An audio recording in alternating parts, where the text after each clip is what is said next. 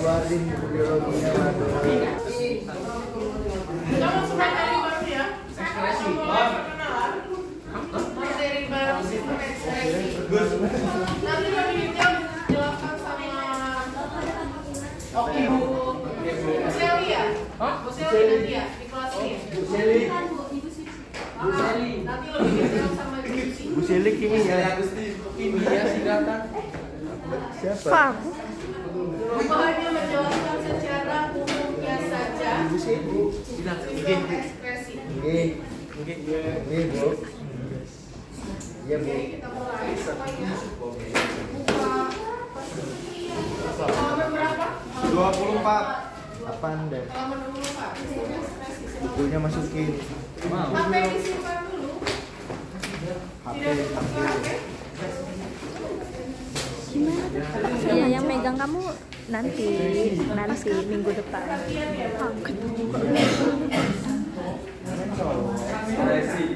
Satu kantong terserah, tidak ada yang di meja. Kalau masih di meja yang simpan sampai pulang sekolah nanti.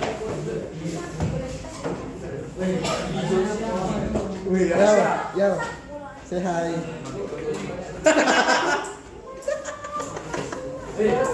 Orang mah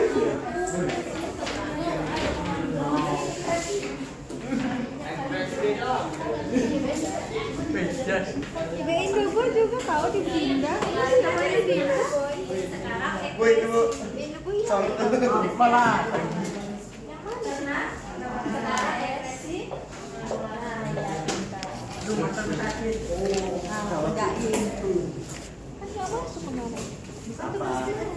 Pertama sekresi, kedua ekspresi, ketiga devokasi. Ada yang tahu bedanya apa? Kalau sekresi itu masih dibutuhkan. Ya, apa? Kalau sekresi itu zat yang dibuang tapi masih dibutuhkan oleh tubuh. Kalau Hormonnya. ekspresi itu contohnya hormon sama air liur. Emang yang buang? Kalau misalkan hormon kurang tahu sih saya. Kalau air Yang liur lebih Rapi ya. dalam kehidupan sehari-hari sekresi apa? sekresi. Yang kita kenal kalau hormon ini kan masih terbata-bata ya, hormon itu yang kayak mana. Yang maksudnya sudah real, kita tahu bahwa itu contoh dari sekresi itu apa. Yang kita lihat itu apa? Nggak tahu? Air ludah. Nah, Air liur. ekspresi. Kalau ekspresi itu yang udah Contohnya? Keringat. Urin. Terus devokasi. Nggak tahu. Ada yang tahu devokasi? Pengeluaran yang pertama sekresi, kedua ekskresi, ketiga devokasi. Ada yang tahu devokasi yang belum disebutin sama Isanu sama Tasya apa tadi pengeluaran manusia yang kita alami setiap hari 3 atau 1 kali sehari? BAB. Bedanya jadi sekresi pengeluaran yang ini digunakan kembali. Kelenjar ludah ada di bawah lidah. Jadi kalau asalnya air ludah kita dari bawah, bukan dari atas ya. Kalau dari atas agak ngeri nih tes. Jadi dari bawah. Dari bawah kalau kita angkat lidah itu bahkan dia nyemprot. Jadi setiap kita berbicara, bahkan setiap detik, setiap saat ludah selalu dikeluarkan untuk digunakan. Kalau tidak ada air ludah di dalam mulut kita kering, ya kan? Nggak bisa ngomong, lecet semua mulut. Iya, nggak ada. Jadi ibu ini kurang paham kenapa menghina seseorang dengan air ludah. Ada apa dengan air ludah? Padahal air ludah itu sehat loh. Kenapa coba? Kenapa nggak pakai air keringat begitu? Kalau air keringat kan itu isinya racun tuh kok. Susah keluar. Air ludah itu antibakteri juga, ya kan? Kalau secara biologi itu menjijikan dari air liur sehat. Betul. Keringetan. Bakteri. Jadi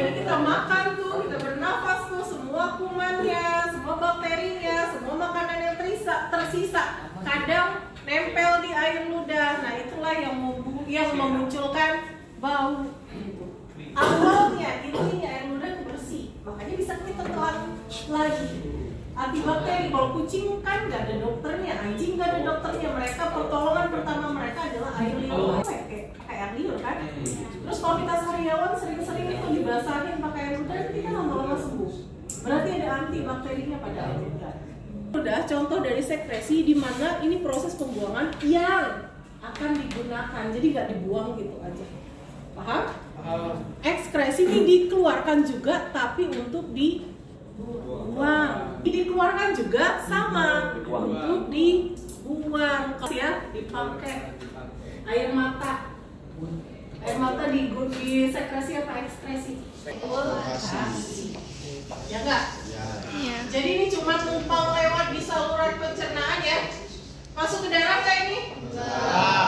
Enggak ya? Berarti bukan kotoran darah, tapi kotoran saluran pencernaan. Tidak pernah bercampur dengan darah kita. Sedangkan ekskresi ini berasal dari darah kita. Jadi ekskresi adalah darah, kotoran dari darah, sementara defekasi kotoran dari saluran pencernaan. Paham? Oke, kita bahas sekarang. Paru-paru dulu, kan kemarin barusan belajar sistem ekskresi. Paru-paru keluarin apa kemarin? H2O dan CO2 asalnya dari mana? Dari darah.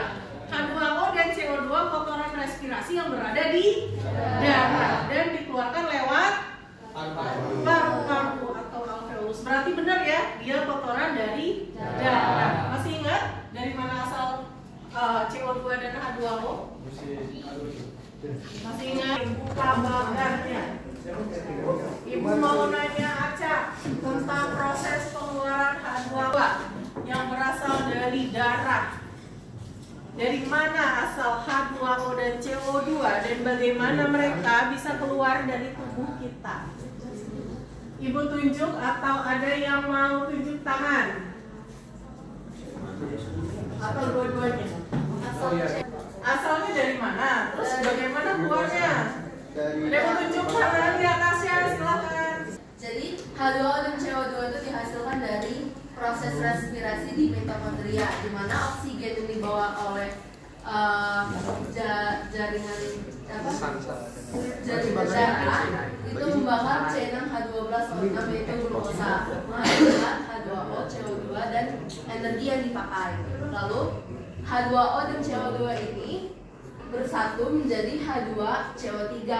Nah, karena H2CO3 masih terlalu besar, maka H2CO3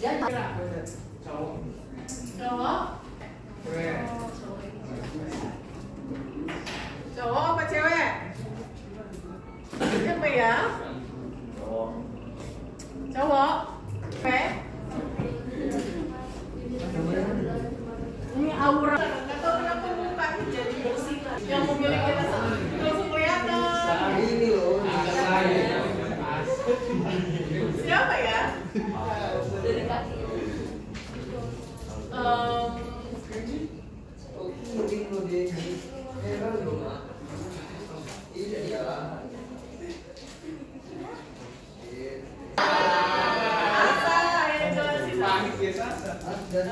Jelasin gimana asal CO2 dan H2O dari mana, terus gimana cara keluarnya? Yang bawah.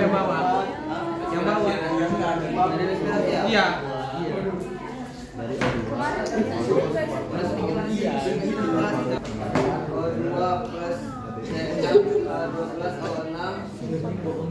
Jadi CO2 plus H2O plus E. CO2 plus H2O sama dengan H2CO 3 dibesar menjadi H plus plus HCO3. Karena udah kayak luas. H plus Enggak semuanya itu apa? Masing-masing 10. Apa? Dari tubuh itu maksimal 900. Iya loh. Plus AB. A plus HB menjadi HHB. Terus HHB dan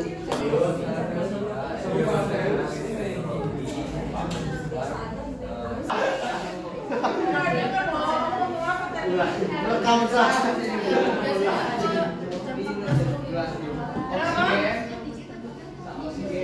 Glukosa dibakar oksigen. Kenapa Asa? Bisa ngejelasin tulisannya apa? Jawab pertanyaan. Insya Allah. Oke, mau kasih pertanyaan Pak. Bisa. Jawab soalnya dari mana? Itu Paru-paru. Saya pulang.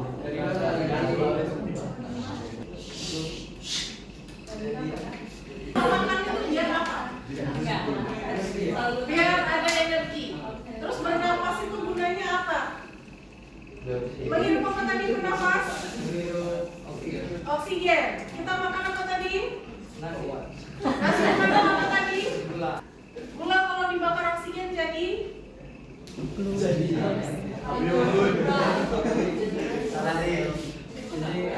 Jadi energi. Membuang apa? Itu apa tuh? Yang naik? Uap air. Uap air itu kan H2O. Nah, terus ada asapnya. Asapnya itu uapan. Uap air. CO2. Tujuan kita membuat jadi asap, dengarkan, gula dibakar oksigen. Tujuannya untuk menghasilkan apa tadi? Gula dibakar oksigen ya, kalau apa ini? Gula dibakar oksigen jadi apa? Oh, jadi asal CO2 dan H2O adalah pembuangan dari pembakaran glukosa oleh oksigen. Dibuangnya ke alveolus. Caranya H2O plus CO2 menjadi H2CO3. H2CO3 berpisah menjadi H dan HCO3. HCO3 di bawah darah, H plus bergabung dengan hemoglobin sampai di alveolus. Hemoglobin dan H plus berpisah. H plus bergabung kembali dengan HCO3. Kemudian terbentuk kembali H2O dan CO2. Kemudian masuk ke alveolus dan dibuang. Semua? Saya nggak seberharap banyak aja, tapi ibu yakin lah punya bakat terpendam ya. Saya tadi keluar kulit itu gimana cara terbentuknya keringat? Itu pakai pori-pori ya kan? Nah pori-pori itu kayak ujungnya cotton bud, tapi cotton budnya yang kan kalau cotton bud kapas ya. Kalau ini ganti kapas itu dengan spons atau dengan kapas yang lebih tebal. Kita tubuh mulai panas. Cotton bud yang tadinya jaraknya ada pulpen nih segini. Ini minumnya kan di sini nih, airnya ya. Ini darah. Ini pori-pori, lubang pori-pori. Jadi ketika garam-garam urea yang buatkan keringat kita asin. Pernah kan? Ya, tahu lah ya, keringat itu pasti asin. Terus bau urea. Jadi isinya keringat itu uap air yang mengandung panas. Terus dia punya bau yang berasal dari urea, perombakan protein kita urea. Di usia kalian sekarang bau lemah karena tubuh kalian masih dalam masa pertumbuhan. Pertumbuhan itu yang dirombak apa? Protein. Jadi daging kita asalnya dari protein, tulang kita dari protein. Semua tubuh kita. Jadi sekarang lagi habis-habisan kerjanya gimana caranya merubah protein itu menjadi kulit, menjadi daging. Ketika tubuh mulai dingin, maka pori-pori mengetat tadi mulai terangkat.